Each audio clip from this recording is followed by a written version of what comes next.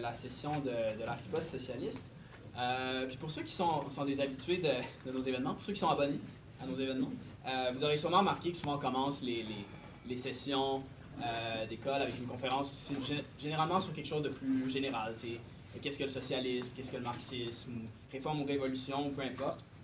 Mais cette fois-ci, on ne pouvait pas passer à côté, je pense, du mouvement vraiment incroyable des Gilets jaunes. On ne pouvait pas passer à côté de tenir une discussion là-dessus. Mais même, on avait pris la décision en décembre passé de faire ça.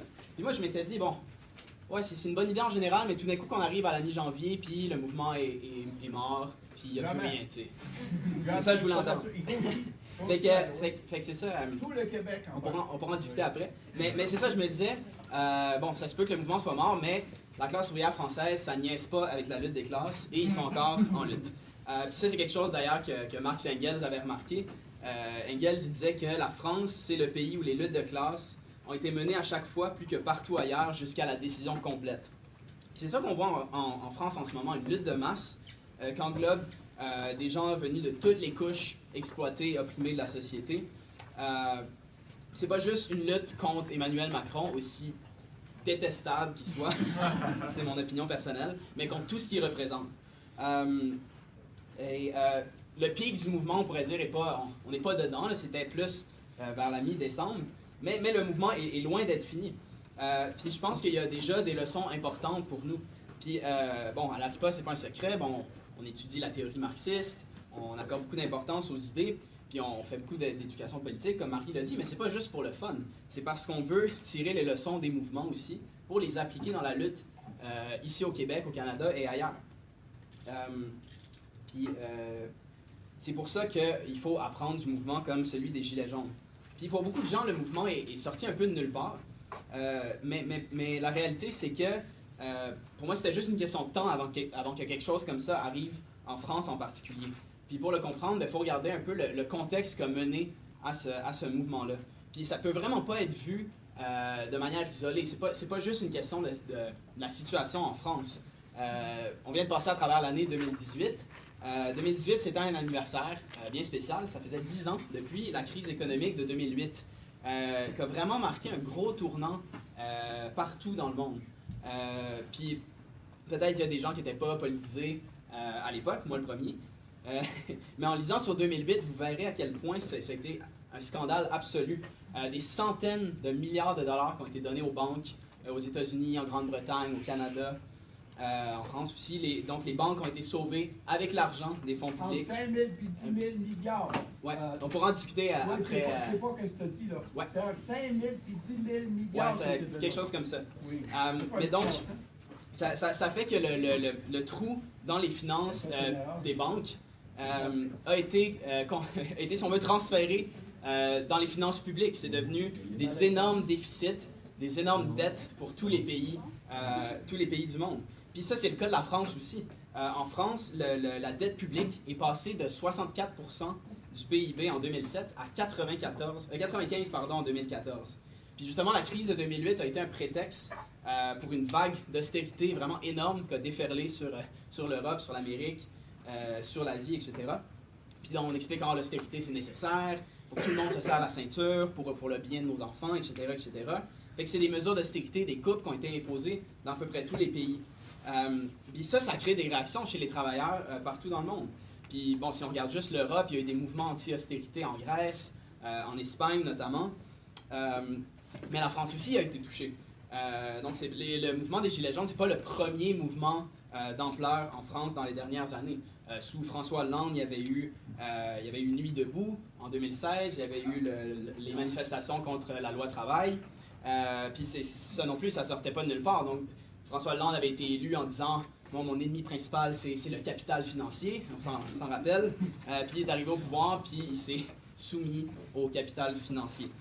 Je pense qu'il n'y a pas d'autre manière de le dire que ça. Donc c'est ça, longtemps avant les Gilets jaunes, on voyait vraiment la colère des travailleurs et des jeunes déjà. Puis la crise dont je parle, la crise du capitalisme, l'austérité, ça fait que les travailleurs, les jeunes, rejettent de plus en plus les vieux partis qui font les mêmes politiques depuis 10, 15, 20, 30 ans. Donc leurs partis traditionnels, les partis de l'establishment.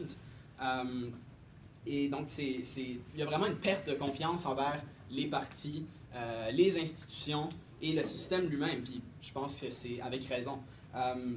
Mais vous n'êtes pas obligé de me croire sur parole. On peut citer... c'est toujours le fun de citer les journaux pro-capitalistes. Souvent, ils sont assez honnêtes sur la situation. Il y a un analyste du Financial Times qui dit... bon, je l'ai en anglais, je vais essayer de traduire. La confiance a été rompue à travers toute la société. Des lyncheurs en colère sur les réseaux sociaux jusqu'au système politique, l'establishment politique occidental qui se fracture. C'est un fait établi qu'il n'y a plus de confiance envers les marchés. Et ça dit depuis 3 décennies.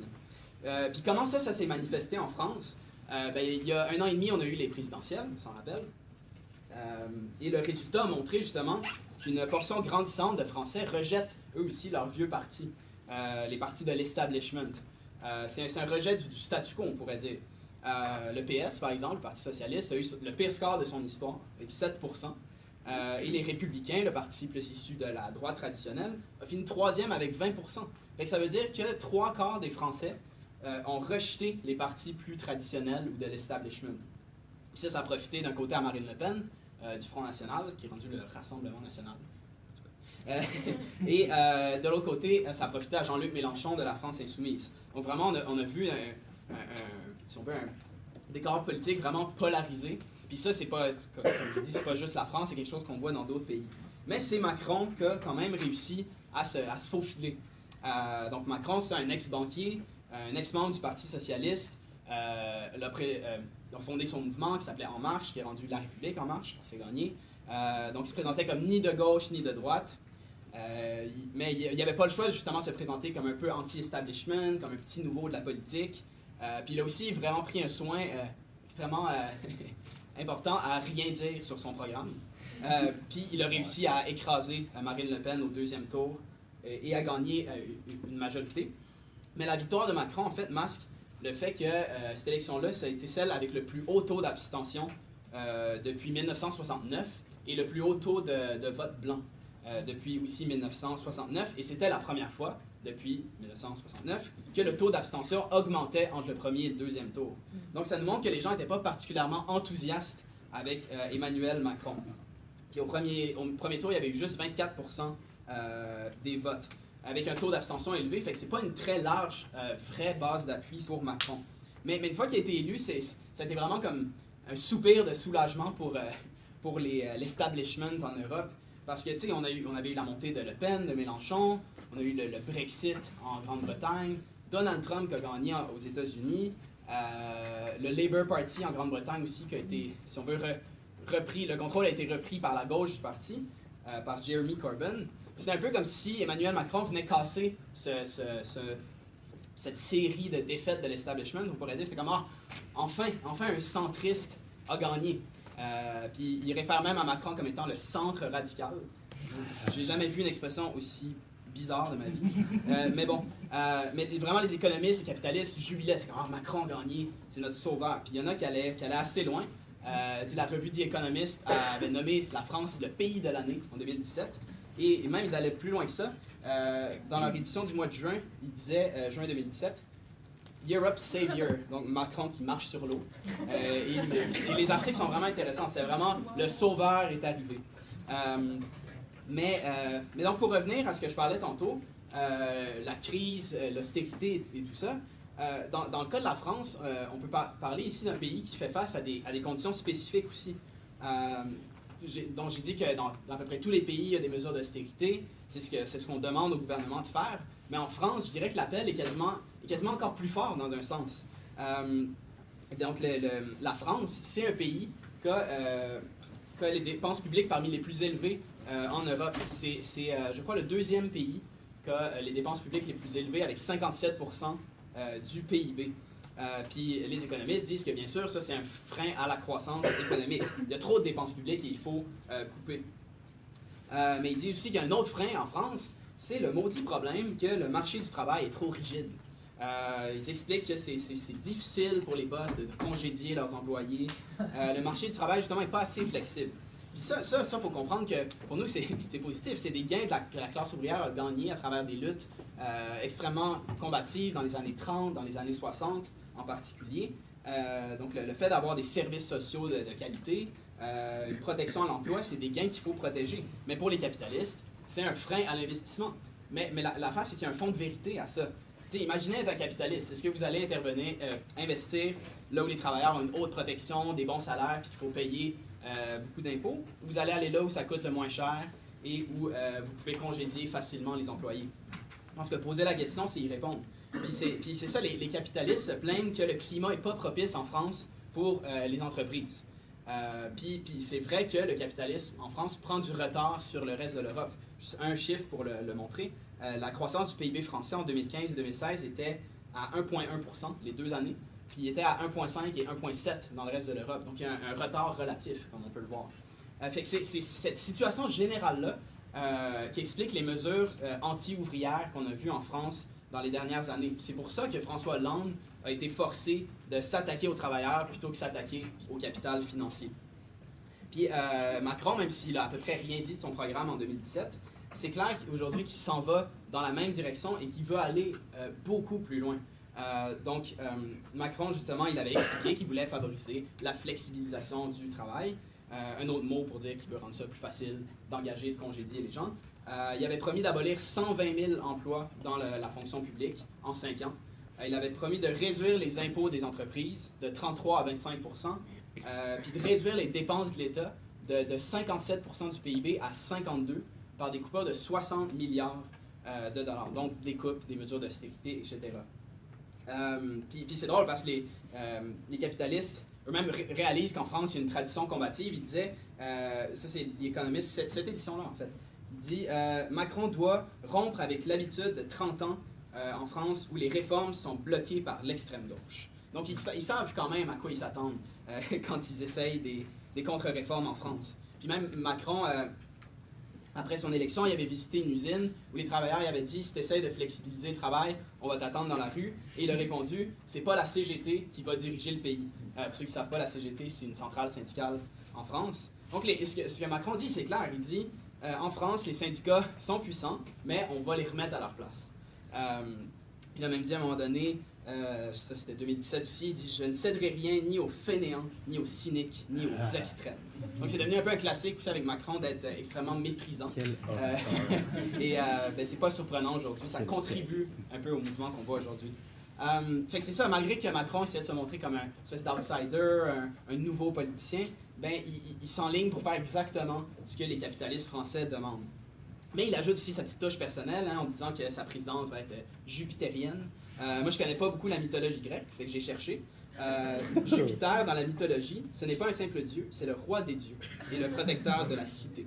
Donc, Macron se voit vraiment comme le dieu qui marche sur l'eau et qui va sauver la France. Mais qu'est-ce que Macron a fait à date? Un des premiers gestes de Macron était d'adopter une nouvelle loi travail, encore pire que la précédente. Donc, dedans, il y a des réductions des compensations pour les employés congédiés. Ça rend plus facile le congédiement. Il y a sur la question des bonus, la duration des contrats et les renouvellements de contrats, les entreprises sont plus soumises à des lois nationales, fait que ça permet aux boss de négocier directement avec leurs travailleurs, ce qui les affaiblit au final, ce qui affaiblit les travailleurs. Et il a utilisé les décrets présidentiels pour juste accélérer ces réformes-là.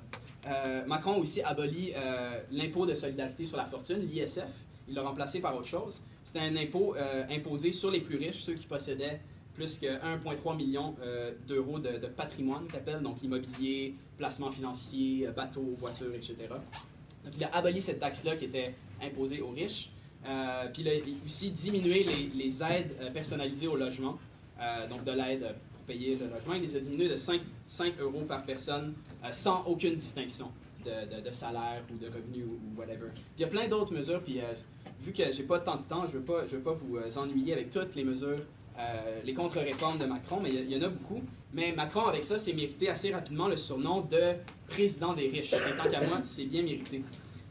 Puis Macron aussi planifie privatiser la SNCF, s'attaquer aussi au statut des travailleurs de la SNCF, qui est le rail, pour ceux qui ne savent pas, en France, le train. Donc les travailleurs de la SNCF ont une extrêmement bonne protection à l'emploi. et Macron veut mettre fin à ça.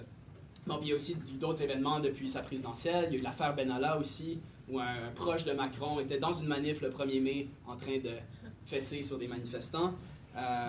Suite à quoi Macron a dit « c'est ma faute » et qu'ils viennent me chercher. Puis c'est ce qui est en train d'arriver. C'est le fun de voir ça. Les gens sont en train d'aller chercher Macron. Mais bon, il y a eu des énormes attaques de Macron contre la classe ouvrière et les pauvres, les plus démunis de la société, en plus de cadeaux pour les riches.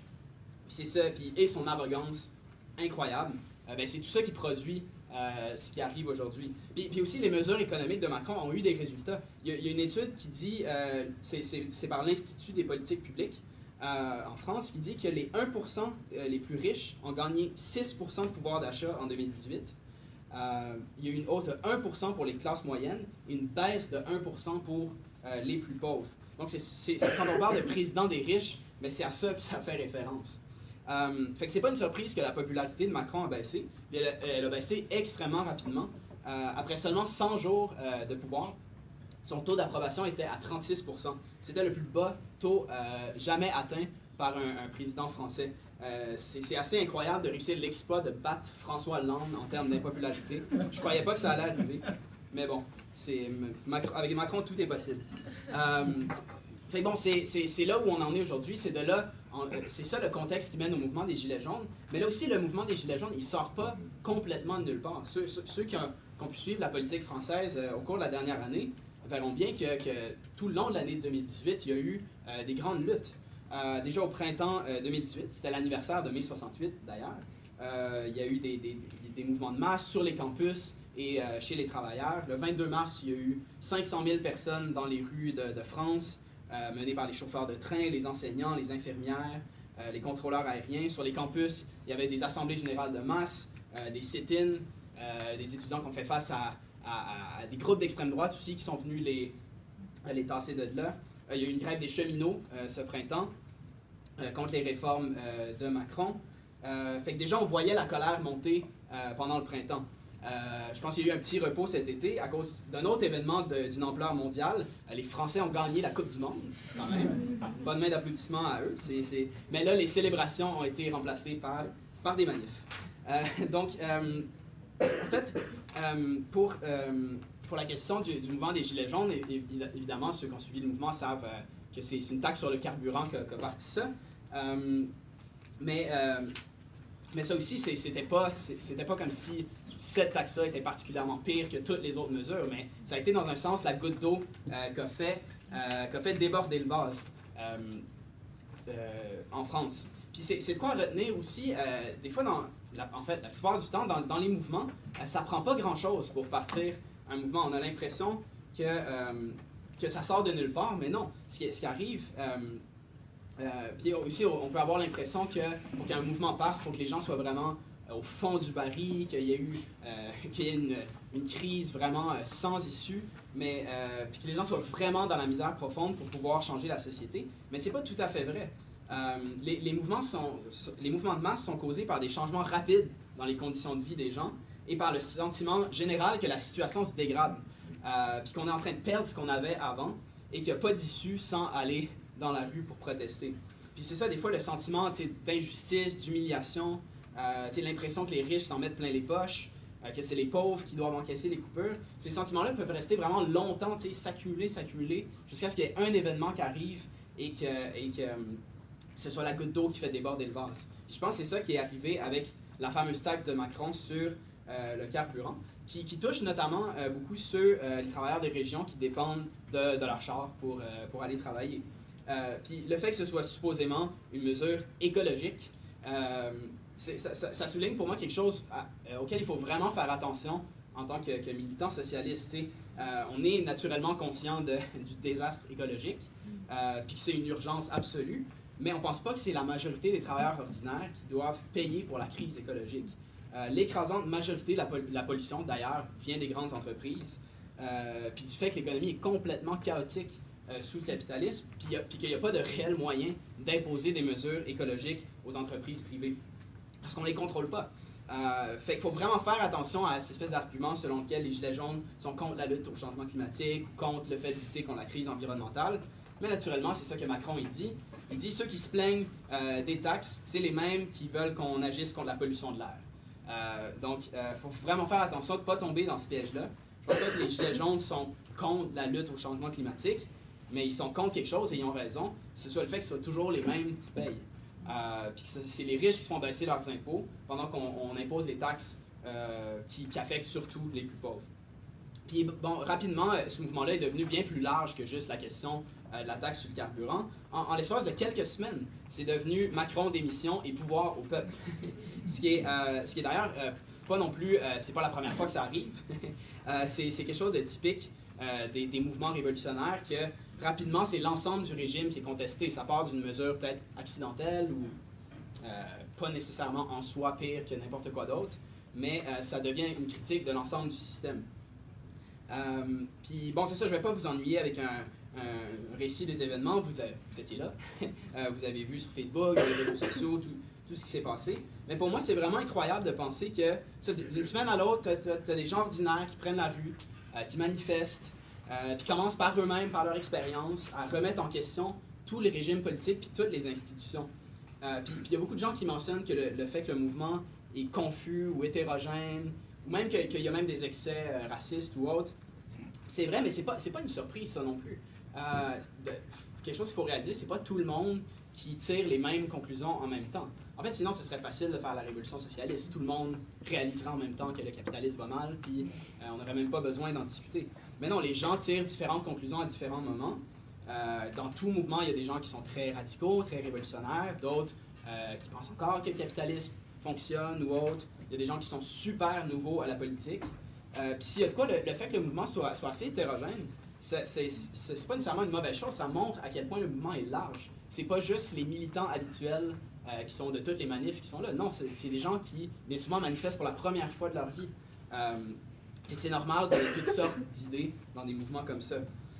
Mais il y a aussi une chose qu'on explique souvent, c'est que la plupart des gens, ils apprennent pas dans les livres, nécessairement, mais ils apprennent par leur expérience. C'est une chose de lire sur la théorie de l'État, sur la brutalité policière, mais c'est vraiment autre chose que de vivre. Ça vient rapidement nous montrer le rôle de la police, par exemple, dans la société. Puis pour beaucoup de Gilets jaunes, le mouvement a dû être, jusqu'à maintenant, extrêmement instructif. Pour le dire mollement. C'est un mouvement qui a montré vraiment... on va discuter après. Okay, mais on va en discuter après si vous voulez. Donc le mouvement... On va en parler après. Il y aura le tour de discussion à la fois. Donc, bon, où j'en étais? Oui, c'est ça. Je pense que le mouvement a montré notamment l'attitude des médias à l'endroit des mouvements sociaux. Surtout les médias internationaux, d'ailleurs. Ça a été très mauvais comme couverture, selon moi. Ils cherchent à décrédibiliser le mouvement, le présenter comme un mouvement violent, extrémiste, etc. C'est ce que le gouvernement aussi n'arrête pas de faire. Puis ça, c'est quoi qu'on voit dans tous les mouvements. Ceux qui étaient là en 2012 au Québec s'en rappelleront que c'était ça le discours qu'on finissait plus. De nous casser les oreilles, que les manifestants étaient violents, qu'il fallait cesser la violence, condamner la violence et tout le reste. C'est toujours comme ça. Mais tu sais, parlant de violence, on peut voir que dans le mouvement des Gilets jaunes, la vraie violence est venue des forces policières et de l'État. En date de hier, il y a 94 blessés graves chez les Gilets jaunes, dont 69 que c'est par des tirs de lanceurs de balles de défense. Et il y a au moins 14 personnes qui ont perdu un œil. Il y a 1700 blessés chez les manifestants. Puis la répression de l'État a atteint vraiment des proportions incroyables. Dans certaines villes, dans les faits, on n'a plus vraiment le droit de manifester. Puis les derniers chiffres que j'ai vus disaient qu'il y avait 5600 personnes qui ont été placées en garde à vue, donc qui ont été arrêtées. Le 12 janvier, il y avait 80 000 policiers qui étaient mobilisés partout en France. Puis après la manif du 5 janvier, le premier ministre, Édouard Philippe, avait annoncé qu'il voulait une loi anti-casseurs qui permettrait d'interdire l'accès aux manifs à ceux qui sont perçus comme des casseurs. Et il y avait d'autres détails aussi, mais je vous épargne ça. Mais malgré tout ça, malgré la répression, malgré la propagande médiatique, le mouvement a constamment été appuyé par une majorité. Du moins, moi, ce que j'ai vu dans les sondages, c'est presque toujours resté entre 65 et 75% de la population qui l'appuyait. Puis le dernier que j'ai vu, c'était 57%, ce qui est quand même assez élevé. Donc on voit les médias, le gouvernement ne sont pas tout puissants, ils ne contrôlent pas l'opinion comme une marionnette. c'est possible que les gens contestent le système et qu'une majorité se rallie à ça. Mais malheureusement, il n'y a pas juste les médias qui ont des préjugés anti-gilets jaunes puis qui essaient de faire disparaître le mouvement. Je pense qu'on n'a pas le choix ici de souligner le contraste entre la combativité du mouvement et vraiment, je ne sais pas comment dire autrement, la lâcheté des dirigeants syndicaux en France, les dirigeants des grandes centrales. C'est vraiment incroyable. Par exemple, la CFDT, qui est une des principales centrales, leur leader, qui est Laurent Berger, disait au début que le mouvement était une forme de totalitarisme. Puis il y a une semaine, les Gilets jaunes de Toulouse ont appelé les syndicats à organiser une grève générale. Puis Berger a répondu qu'il fallait arrêter d'être naïf et irresponsable face à des gens qui veulent renverser la démocratie. Donc on a vraiment un leader syndical d'ici qui dit « allez-vous-en ». Un autre exemple à la CGT, le leader qui est Philippe Martinez refusait au début d'impliquer la CGT parce qu'il disait qu'il ne fallait pas défiler à côté du Front national. Ce qui est une excuse, à mon avis, qui est ridicule parce que l'extrême droite est très minoritaire dans le mouvement, et du moins comme force organisée. Puis il y a même des vidéos qui circulent où on voit des gilets jaunes qui sortent des manifs, des fascistes puis des antisémites. Fait que c'est pas du tout une force importante dans le mouvement. Donc c'est vraiment une excuse bidon, tant qu'à moi. Puis le 6 décembre, les 7 principales centrales syndicales en France ont signé une déclaration où ils expliquaient qu'ils étaient prêts à négocier avec Macron et où ils dénonçaient la violence des manifestants. Puis ça, c'était au moment où le monde criait, il ne voulait pas négocier, il criait Macron démission. Et c'était juste quelques jours avant que l'État français se prépare à envoyer 89 000 policiers contre les manifestants. Donc plus déconnecté que ça du mouvement, c'est difficile à imaginer.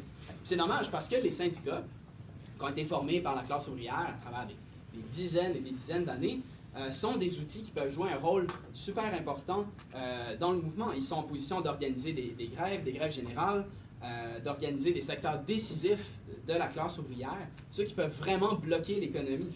En tant que marxiste, c'est quand on parle du rôle de la classe ouvrière, c'est pas pour des raisons morales, c'est pas parce que la classe ouvrière est gentille, c'est parce qu'ils ont une position dans la production qui leur permet de bloquer l'économie et aussi de transformer la société. Mais ça, c'est une chose. Il y a les leaders syndicaux qui sont en général extrêmement conservateurs. Mais à la base, on a des syndicats qui se mobilisent dans un autre sens. On a par exemple la Fédération nationale des industries chimiques qui a émis un communiqué, je pense le jour même ou le lendemain de ça, qui disait qu'il se désolidarisaient du communiqué qui avait été signé par la CGT. Il disait que c'était un coup de poignard dans le dos de ceux qui luttent. Il disait que s'il y a de la violence, la responsabilité à rechercher du côté des oppresseurs et non des opprimés. Puis il finissait en disant qu'il condamnait la violence patronale, la répression syndicale, la violence d'État, la complicité réformiste de leurs leaders. Donc, et ça, il y a d'autres exemples ici, mais le temps file, fait que je vais pas les citer. Il y a d'autres syndicats locaux, des locaux de la CGT en particulier, qui ont dénoncé leurs propres leaders sur cette question-là. Puis chez les Gilets jaunes aussi, il y a eu des appels aux syndicats à entrer dans la lutte et à organiser la grève. J'ai déjà mentionné l'exemple de Toulouse. Puis aussi, beaucoup de témoignages qui circulent de convergence, de militants de la CGT qui se rendent sur les ronds-points, discutent avec les Gilets jaunes, fraternisent. Puis je pense que c'est ça la voie à suivre. Il faut impliquer toutes les couches de la classe ouvrière et des opprimés et utiliser les ressources, notamment des syndicats, pour mobiliser les travailleurs. Donc, il faut réussir à percer le conservatisme des leaders syndicaux. Puis donc, comme vous le savez, Macron a été forcé de reculer. Donc, son premier ministre avait suspendu la fameuse taxe. Puis ensuite, Macron l'a juste annulé. Puis donc, pour un homme qui disait qu'il n'allait jamais reculer, c'était, à mon avis, une humiliation. Puis il s'est présenté devant les caméras le 10 décembre avec son fameux discours de 12 minutes. Ça a été les 12 plus longues minutes de ma vie. C'était insupportable. Mais je trouvais ça intéressant de voir le discours de Macron. Je ne sais pas si vous avez remarqué. Je l'ai imprimé ici, mais c'est en noir et blanc. C'est un peu poche. Mais c'est son bureau en or. Je ne sais pas si vous l'avez vu. C'est faire un discours au peuple assis sur un bureau en or. Je trouvais ça intéressant. Puis j'ai fait des recherches. Puis ça m'a vraiment fait penser à un autre bureau que j'ai trouvé ici, qui s'appelle le Bureau du Roi, qui avait été construit en 1769 pour Louis XV. C'était son bureau personnel, mais donc ça m'a fait sourire de voir ces parallèles-là historiques qui arrivent. puis on sait ce qui est arrivé en France. Mais c'est pas ça que je veux dire. Mais ça m'a fait sourire de voir à quel point Macron est complètement déconnecté de la société pour parler au peuple sur un bureau en or.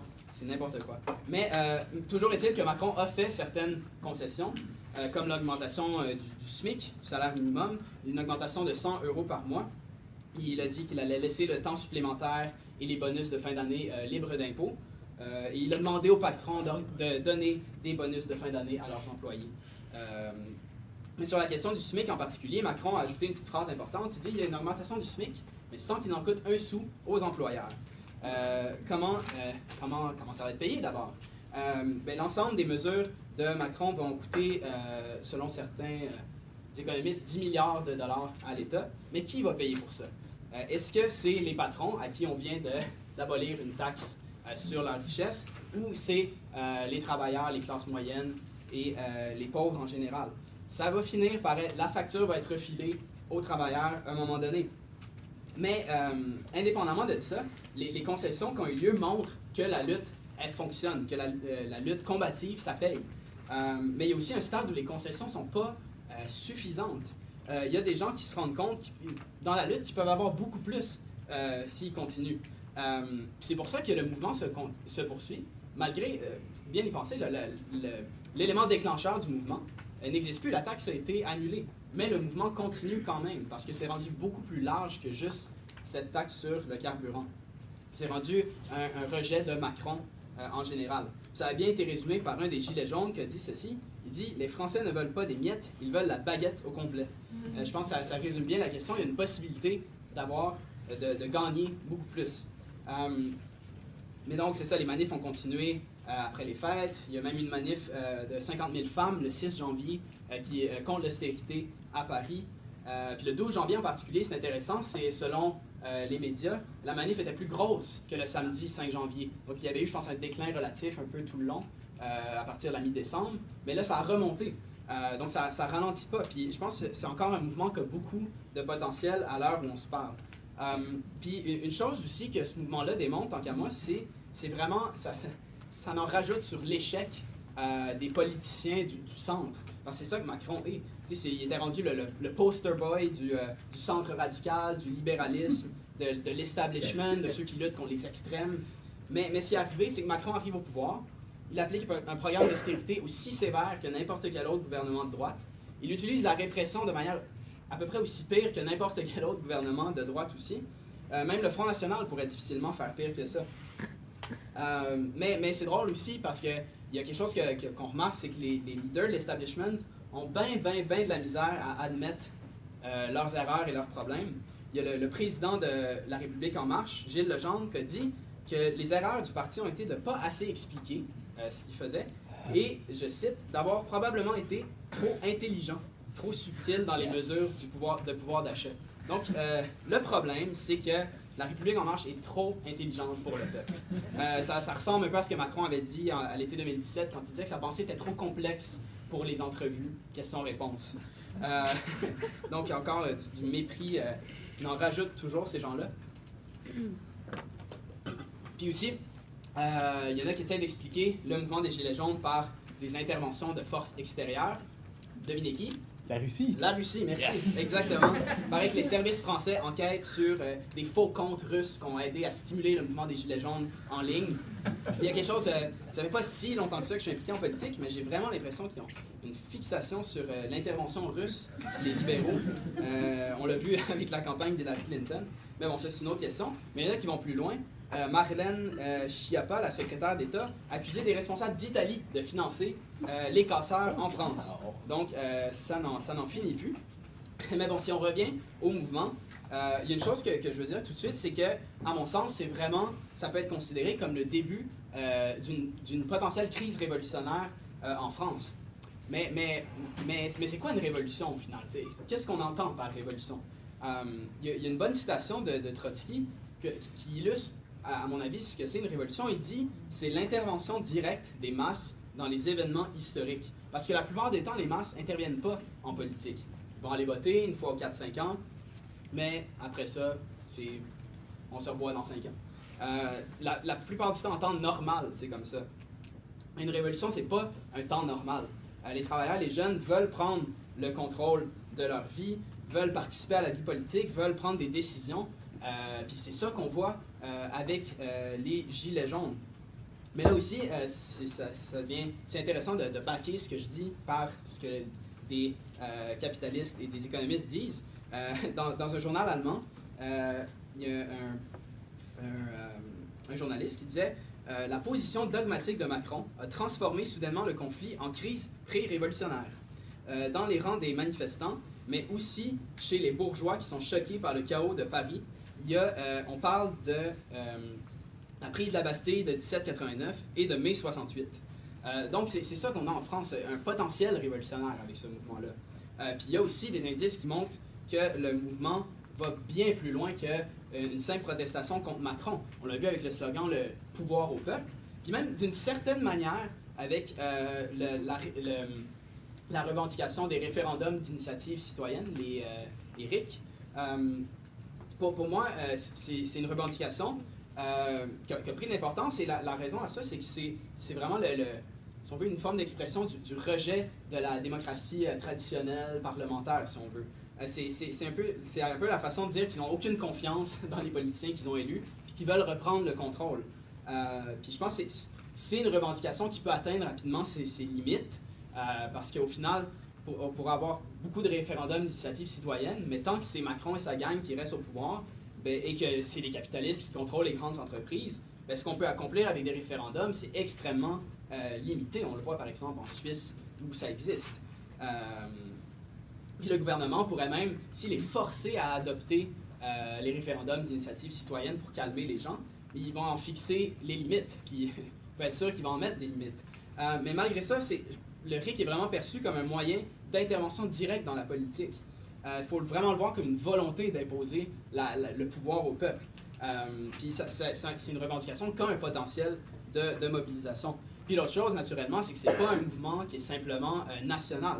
Il y a eu des répercussions en Belgique, aux Pays-Bas, en Égypte. Le gouvernement a interdit la vente de gilets jaunes, quand même. Ils sont conscients que des fois, les mouvements dépassent les frontières. Puis sans oublier une place comme l'île de la Réunion, où le mouvement a atteint des proportions presque insurrectionnelles. Fait qu'on a vraiment un mouvement qui a un potentiel d'aller très loin. Je pense que c'est une perspective très probable de penser que ça peut aller jusqu'au renversement de Macron sous une forme ou sous une autre, que ce soit la dissolution de l'Assemblée législative, démission ou autre. C'est quelque chose qui peut arriver. Mais comment est-ce que ça pourrait arriver? Je pense qu'on a bien vu que le mouvement des Gilets jaunes est jusqu'à un certain point assez spontané. D'un côté, c'est une force du mouvement. Ça permet de ne pas avoir à attendre après des leaders syndicaux qui ne veulent pas lutter. Puis c'est un mouvement qui est très créatif, très combatif, très rapidement, et qui rassemble des couches vraiment variées de la population. Mais en même temps que c'est une force, la spontanéité, c'est aussi, dans un sens, une des faiblesses. Parce qu'il n'y a pas de plan clair sur comment aller de l'avant, il n'y a pas de direction unie et claire sur comment renverser Macron. Et à ma connaissance, il n'y a pas encore d'organes démocratiques larges où les Gilets jaunes peuvent s'exprimer. Donc il y a des AG qui existent, mais je ne crois pas que c'est encore généralisé.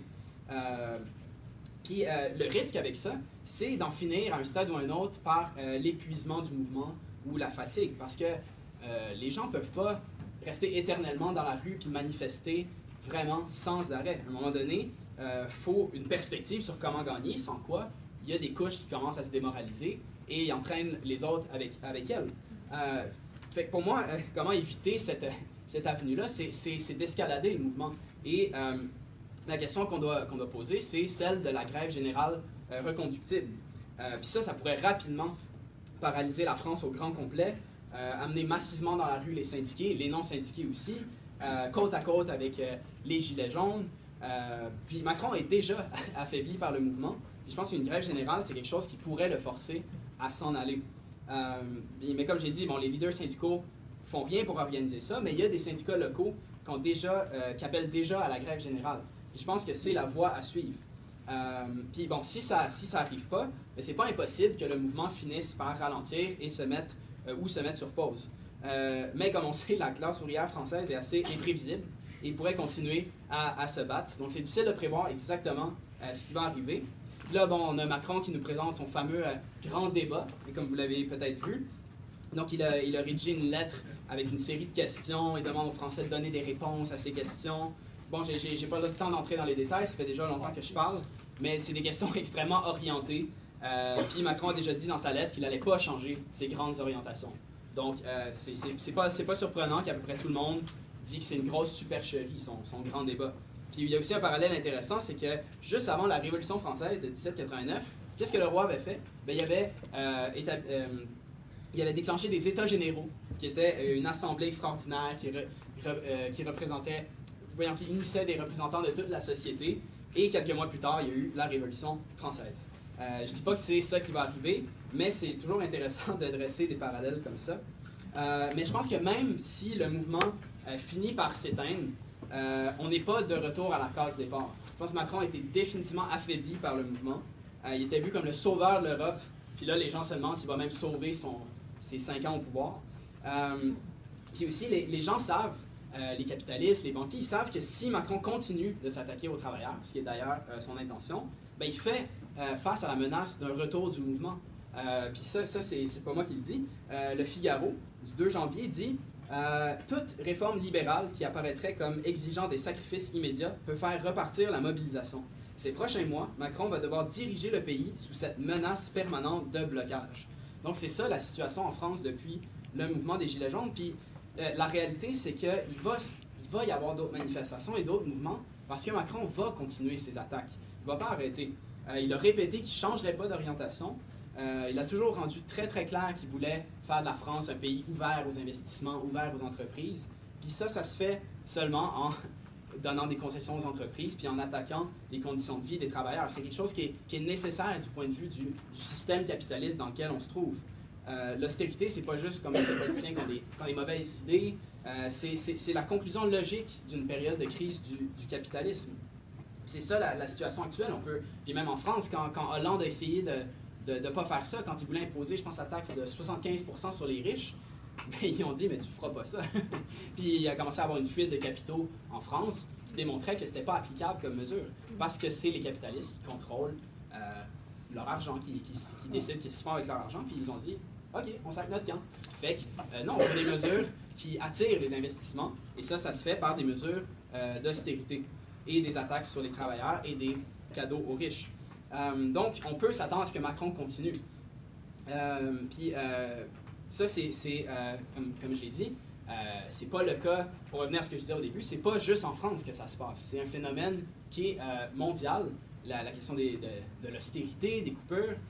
Puis dans la description de notre événement sur Facebook, on avait écrit « Un tel mouvement est-il possible au Québec? » Je ne m'attarderai pas trop là-dessus, mais je pense qu'on peut dire en général que des conditions similaires tendent à mener à des résultats similaires.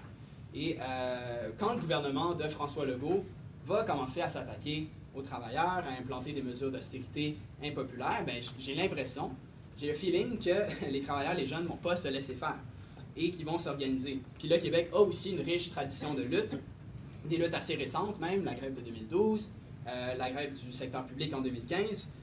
Puis aussi, c'est entièrement possible qu'il y ait des mouvements spontanés ici aussi. Présentement, les manifestations de Gilets jaunes au Canada ne sont pas exactement pareilles comme en France, pour le dire comme ça. Il y en a eu une à Victoriaville en fin de semaine, c'était 15 personnes, surtout des sympathisants du groupe d'extrême droite La Meute. Je pense que ça ne représente aucunement la colère des masses québécoises. Mais bon, je pense qu'on peut s'attendre à des mouvements similaires ici quand François Legault va afficher son vrai programme. Bon, je commence à manquer de temps, je vais accélérer. Il y a une dernière chose que je veux souligner, c'est qu'on entend souvent des arguments contre le socialisme ou des arguments qui vont du style « Ah, les gens ne veulent pas se battre, les gens ne sont pas prêts à lutter ». Je pense que le mouvement des Gilets jaunes vient complètement de détruire cet argument-là, en fait. Des centaines de milliers de gens ordinaires sortent dans la rue tous les samedis. Pour certains, c'est la première fois de leur vie. Puis ils réclament que Macron s'en aille. C'est des gens qui discutent de politique, puis qui commencent à sentir qu'ils peuvent faire une différence. Puis vraiment, pour moi, il y a un côté rafraîchissant de voir ça, voir tous ces gens ordinaires-là sortir dans la rue en solidarité. C'est extrêmement rafraîchissant, mais ça vient détruire un peu l'argument que les gens ne veulent pas se battre. Une chose aussi qu'on remarque, c'est que dans le mouvement, on voit beaucoup qu'il y a un rejet des institutions, de la politique quasiment dans son ensemble. Puis il y a beaucoup d'insistance sur le fait que le mouvement n'a pas de leader, n'a pas de dirigeant, n'a pas de représentant. Puis moi, je trouve ça entièrement compréhensible quand on regarde c'est qui les représentants en ce moment du mouvement syndical, comme j'en ai parlé tantôt. Mais en même temps, qu'on le veuille ou pas, tous les mouvements ont une forme de direction ou une autre. Il y a des gens qui parlent plus fort, il y a des gens qui proposent des idées, il y a certains slogans ou des revendications qui sont amenés par certaines personnes. Puis veut pas, ces gens-là donnent une direction au mouvement. Puis ce qui arrive, la plupart du temps, quand il n'y a pas de leader élu, c'est que ceux qui mènent sont pas élus, sont pas redevables envers personne. Donc le mouvement n'est pas vraiment démocratique. Ça devient qui parle le plus fort et qui a le micro dans ses mains. Donc je pense que un des pas à suivre pour le mouvement des Gilets jaunes, c'est de se donner des vrais organes démocratiques. Donc on pourrait avoir des AG, des assemblées générales de Gilets jaunes partout, dans toutes les villes, dans tous les milieux de travail. Les personnes pourraient débattre, adopter des slogans, des revendications et des méthodes de lutte et déléguer certaines personnes pour les appliquer ou pour les défendre. Donc élire, on peut les appeler dirigeants, leaders, représentants, on peut leur donner le nom qu'on veut, mais que ces gens-là puissent exercer une certaine direction. Puis donc, j'approche de ma conclusion, mais je pense que c'est vraiment une des voies à suivre pour le mouvement, de se doter de vrais organes démocratiques, d'une vraie forme de représentation. Puis il y a justement encore pour continuer dans cette veine-là, le magazine The Economist disait récemment que le mouvement des Gilets jaunes avait été coopté par des voyous qui veulent renverser violemment le capitalisme. Je trouve que c'est un peu exagéré, c'est pas ça qui se passe exactement. Mais il y a une chose pour moi qui est vraie, c'est que tant que le capitalisme va exister, tant que l'économie va être dans les mains d'une minorité de la société, des banquiers, des patrons, tant que les gouvernements auront à fonctionner dans les limites du capitalisme, mais tous les gains des travailleurs qu'on a fait dans les 10, 15, 20, 50 dernières années ne seront jamais en sécurité. Les capitalistes vont constamment chercher à être plus compétitifs, couper dans les conditions de travail, protéger leurs profits. Puis, peu importe la direction que va prendre le mouvement des Gilets jaunes, à un stade ou à un autre, il faudra poser la question, qui contrôle la société? Est-ce qu'on veut que ce soit les patrons et les banquiers, ou est-ce que ça peut être les travailleurs et les travailleuses qui fassent fonctionner eux-mêmes la société? Est-ce qu'on veut que l'économie soit orientée par la nécessité des profits ou par les besoins des gens? Nous, à la Riposte socialiste, on a une réponse à cette question-là. J'imagine que vous en doutez. On lutte pour une société différente. On lutte pour une société où les travailleurs et les travailleuses ont le contrôle de l'économie. Donc, on lutte pour une société socialiste, puis je me sens obligé de préciser, pas pareil que le Parti socialiste en France. Mais pour nous, ça commence justement par le contrôle des grands leviers de l'économie, donc des banques, des grandes entreprises, des ressources naturelles. Il faut les nationaliser, les mettre sous le contrôle démocratique des travailleurs et des travailleuses eux-mêmes. Puis de cette manière-là, toute la richesse qui appartient en ce moment à une poignée de gens pourrait être utilisée pour des programmes sociaux, un système de transport gratuit, réduire la semaine de travail. Donc on pourrait contrôler l'économie nationalisée, puis planifier l'économie en fonction des besoins des gens. Puis moi, quand je vois des centaines de milliers de jeunes, de travailleurs, d'étudiants dans les rues de France qui sortent d'une semaine à l'autre avec des slogans comme « pouvoir au peuple », mais moi, ça me donne énormément d'optimisme pour l'avenir. Puis parce qu'à la Riposte, on croit que les gens ordinaires sont capables de changer la société. Pour moi, le marxisme, c'est une théorie révolutionnaire, mais une théorie optimiste. On croit que c'est possible, mais pour y arriver, il faut travailler dès aujourd'hui. Il faut unir tout de suite les militants, les militantes qui veulent défendre une perspective socialiste dans le mouvement. Donc parce que ça ne va pas se faire tout seul, le mouvement ouvrier ne va pas magiquement se doter d'un programme socialiste. C'est pas quelque chose qui arrive tout seul. Ça prend des gens pour défendre ces idées-là. Puis il faut travailler dès aujourd'hui à répandre ces idées-là dans le mouvement. Puis c'est ça qu'on essaie de faire à la Riposte socialiste. On a aussi une section en France, pour ceux qui ne savent pas, on fait partie d'une internationale. Il y a notre journal ici français, Révolution, vous pourrez le prendre à l'arrière si vous voulez. Puis, je sais pas, il y a peut-être des Français dans la salle. Si jamais vous retournez chez vous, vous pouvez vous impliquer dans notre section française. Mais donc, c'est ça. Nous, on veut, dès aujourd'hui, créer une organisation révolutionnaire qui défend les idées socialistes partout.